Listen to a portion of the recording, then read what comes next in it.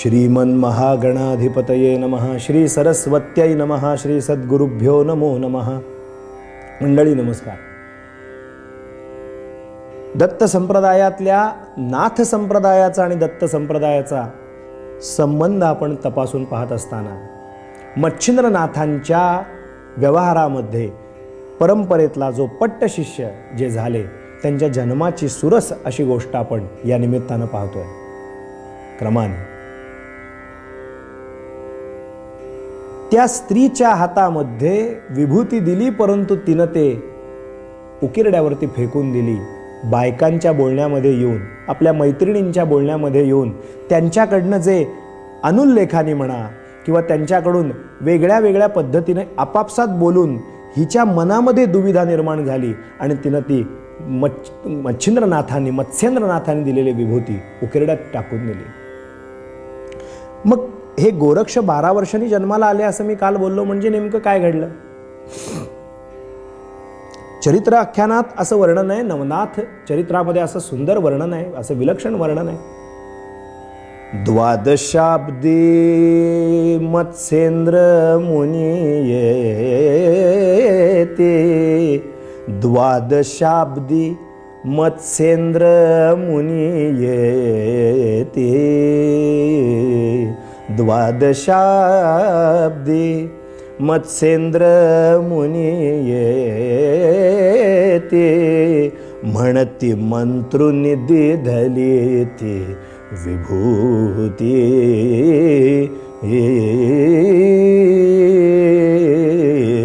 द्वादशाब्दी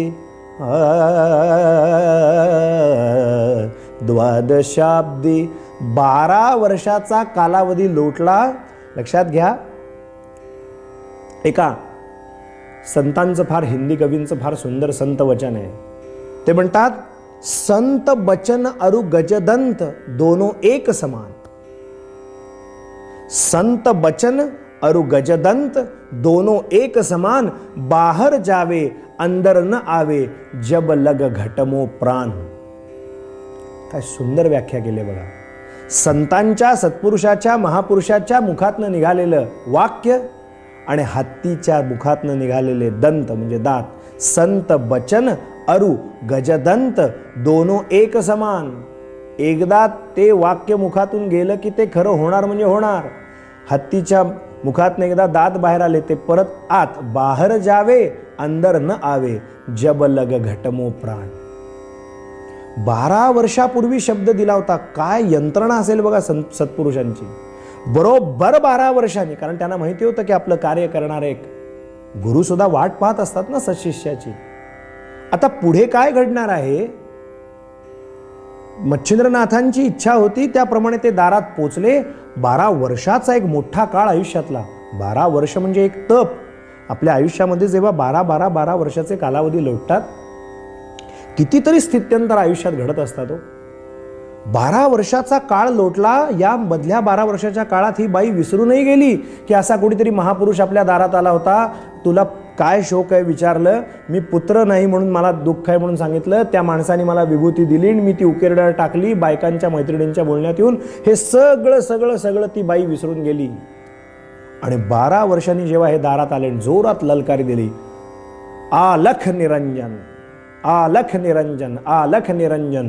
तो आवाज फक्त ऐकला, आलख निरंजन, चिमटा वाजलेला तो आवाज ऐकला. बाई आत घरात, माझघरात काम करत होती आणि कानावरती तो शब्द आला.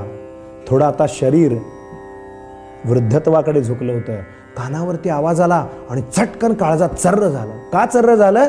कारण हा आवाज कुठेतरी ऐकलाय, ही ललकारी कुठेतरी ऐकली आहे. बाहेर येऊन बघते तर काय, तेच रूप, तीच दिव्य मूर्ती दारात उभी, तो तसाच चिमटा, गळ्यात रुद्राक्षांच्या माळा, अंगाला सगळी विभूती चर्चिलेली आहे आणि मुखातनं शब्द आला, आलख निरंजन. बाई दारात भिक्षा घेऊन आली आणि नाथांनी, मत्स्येंद्रनाथांनी अशा नजरेनं पाहिलं, नजरेतनंच पाहिलं आणि प्रश्नार्थक नजर होती. बाई थांबा, काय झालं? महाराज भिक्षा का घेत नाही? ती तर विसरून गेली होती. थोडंसं आठवल्यासारखं झालं, पण काही नेमका संदर्भ लक्षात येत नव्हता. ती तर विसरून गेली होती आणि तिनं प्रश्न विचारला, गुरु महाराज भिक्षा का घेत नाही? शब्द मुखात न आले, मुलगा कुठे आहे? मुलगा कुठे आहे म्हटल्यानंतर ती बाई म्हणते, अहो मला संतान नाही, मी निपुत्रिक आहे. निपुत्रिक शक्यच नाही. दत्तात्रेयांचं स्मरण करून ही विभूती तुम्हाला दिली होती 12 वर्षापूर्वी, ती खाल्ली जर असेल तर मुलगा निश्चित झालेला असेल आणि त्या मुलाकडनंच भिक्षा घेईन. शब्द दिला होता तुम्हाला, मुलगा कुठे आहे? विसरलात काय शब्द? मुलगा आणा पुढे, मुलाकडनं भिक्षा घेईन, त्याशिवाय भिक्षा घेणार नाही. तो मुलगा कुठे हे शब्द मात्र ऐकले आणि बाईचं अंग थरथर थरथर कापायला लागले. सगळा 12 वर्षापूर्वीचा इतिहास डोळ्यापुढे आला, प्रसंगाच्या प्रसंग डोळ्यापुढे आला.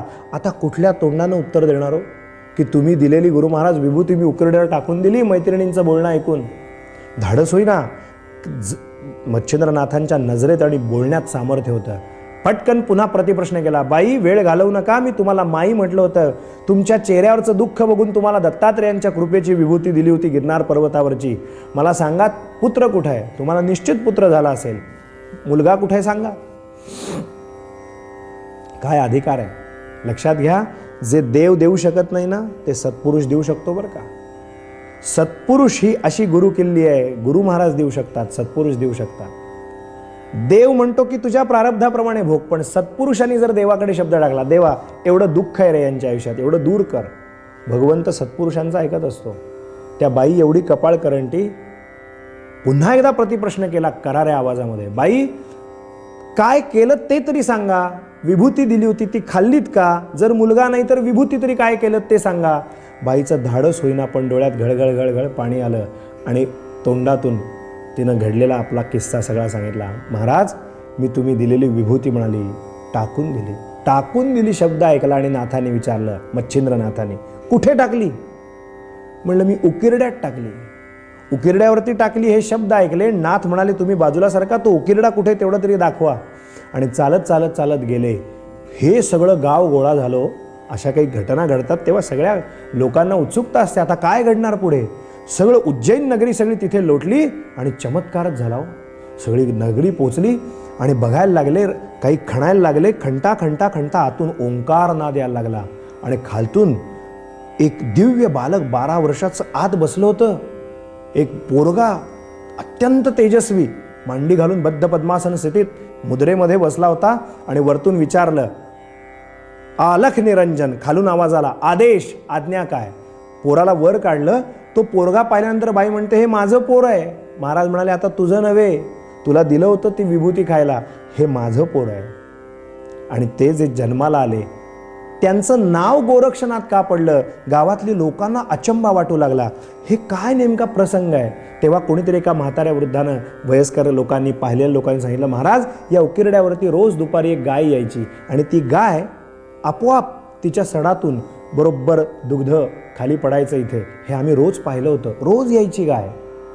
गायीच्या दुधावरती हे पोराचं रक्षण झालं. गाय म्हणजे गो, रक्ष म्हणजे राखलं गेलं, म्हणून याचं नाव मुखातनं शब्द आले गोरख. गोरख म्हणजे गायीच्या कृपेनं वाचलं, म्हणून गोरक्ष म्हणजे गायीच्या कृपेनं वाचलेला. चलो मच्छिंद्र गोरख आया आपण म्हणतो. मच्छिंद्रनाथांनी सांगितलं गोरखनाथ चला, म्हणाले आपल्याला कार्य करायचं आहे. मच्छिंद्रनाथांनी आपल्या पट्ट शिष्याला बरोबर घेतलं आणि ही जोडगोळी निघाली. कुठे निघाली? गिरनार पर्वतावरती निघाली. गिरनार पर्वतावरती पोहोचली. गिरनार पर्वतावरती पोहोचल्यानंतर काय घडलं आपण उद्याच्या चरित्राख्यानात निश्चित बघूया. हा जो नाथांचा संप्रदायाचा इतिहास आहे, इतका घनिष्ठ संबंध दत्त संप्रदायाचा आणि नाथ परंपरेचा आहे. मच्छिंद्राने बोध गोरक्षासी केला. ती अख्खी उज्जैन नगरी पाहतच बसली हा चमत्कार. आणि मच्छिंद्रनाथ गोरक्षनाथांना घेऊन गिरनार पर्वतावरती पोहोचले. उद्याच्या चरित्राख्यानात काय घडलं ते आपण पाहू. आज इथेच थांबू. अवधूत चिंतन श्री गुरुदेव दत्त दत्त दत्त.